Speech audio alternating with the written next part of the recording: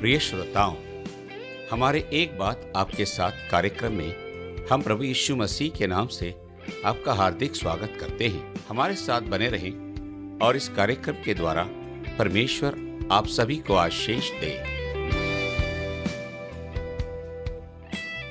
Nancy Regan ने इसे the long good bye कहा। अल्जाइमर रोग के ब्लैक होल में उसके प्यारे पति की धीमी मौत। अमेरिका ने नैन्सी रीगन को भी अलविदा कहा और हम उसे एक अद्भुत प्रथम महिला के समान स्मरण करते हैं जो सर्वदा के लिए उसके रॉनी के साथ प्यार में है। उसके प्रति उसकी असीम भक्ति और प्रेम लगभग पौराणिक हो गई है और उसकी अंतिम संस्कार सेवा में अधिक लोगों ने इस बारे में कुछ न कुछ कहा। देखें, जब वो प्रसिद्ध हॉलीवुड स्टार थे और जब वो पश्चिमी दुनिया के एक परिवर्तनकारी नेता थे तो नैन्सी उनके पक्ष में खड़ी थी, लेकिन विशेष रूप से अपने लंबे 10 साल के गुड बाय के बीमारी के समय से। जैसे जैसे रोनाल्ड रीगन की स्मृति अल्जाइमर की बीमारी के कारण धुंधली पड़ने लगी, उनकी नैन्सी ये सुनिश्चित करना चाहती थी कि वह अभी भी सेंचुरी सिटी में अपने कार्यालय में जाने का गरिमा बनाए रखे। भले ही समय बिताने के बाद वह बहुत कुछ नहीं कर सकता। ये वो जगह है जहाँ कहानी शुरू होती है कि जब से मैं इसे पढ़ता हूँ तब से मुझे गहराई से प्रभावित किया है। दरअसल जब कभी अतिथि श्री रीगन से मिलने आते थे और निश्चित रूप से वे उससे पूछते थे कि वह कब कैलिफोर्निया का राज्यपाल था, जब वो एक फिल्म स्टार था और जब वो एक राष्ट्रपति था। लेकिन धीरे धीरे अतीत के बारे में बातचीत अधिक निराशाजनक हो गई, क्योंकि जैसे कि अल्जाइमर ने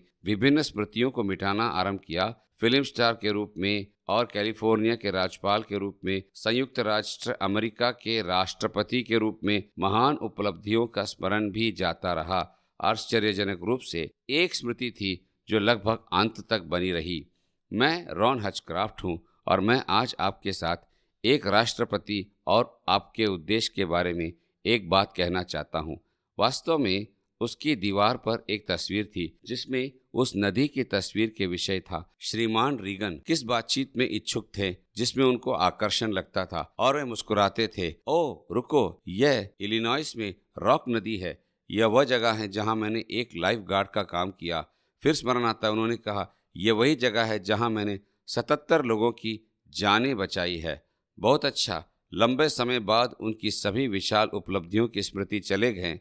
हॉलीवुड, गवर्नर, व्हाइट हाउस और उनके जीवन की विरासत थी, सब चली गई, परंतु एक बात रह गया था और वो ऐसा है जो उन्होंने बहुतों के प्राण बचाने की जो उपलब्धि की थी।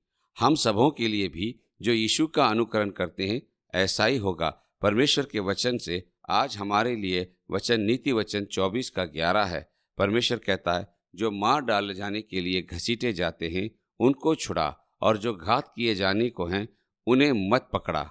यहूदा 1:23 कहता है, बहुतों को आग में से झपट कर निकालो। देखो, बाइबल कहती है कि हम मसीह के राजदूत हैं। 2 कोरिन्थियों 5:20 में आप उसका चेहरा है, आप उसका हाथ है, आप अपने आसपास के लोगों के लिए उसकी आवाज़ है। किसी भी राजदूत की तरह हम उस व्यक्ति से जिसने हमें ये काम सौंपा है एक संदेशा दिया है। 2 कोरिन्थियों 5 में वो संदेशा है। हम मसीह की ओर से निवेदन करते हैं कि परमेश्वर के साथ मेल मिलाप कर लो। उन लोगों के लिए जिन्होंने अभी तक प्रभु यीशु मसीह के मृत्यु का सुसमाचार ग्रहण नहीं किया तथा उसकी याचिका को वे नहीं पाए हैं। इससे अधिक महत्वपूर्ण और कोई संदेश नहीं, कुछ भी नहीं। यही एकमात्र रीति है कि अनंत काल को बदलने के लिए इस एकमात्र मार्ग के द्वारा उन्हें बचाया जा सकता है। यह जीवन या मृत्यु के बारे में है। अधिक जानकारी के लिए हमें listenersfeedback@gmail.com पर ईमेल करें। व्हाट्सएप, कॉल, SMS के लिए 852-304-7990 पर हमें संपर्क करें। धन्यवाद।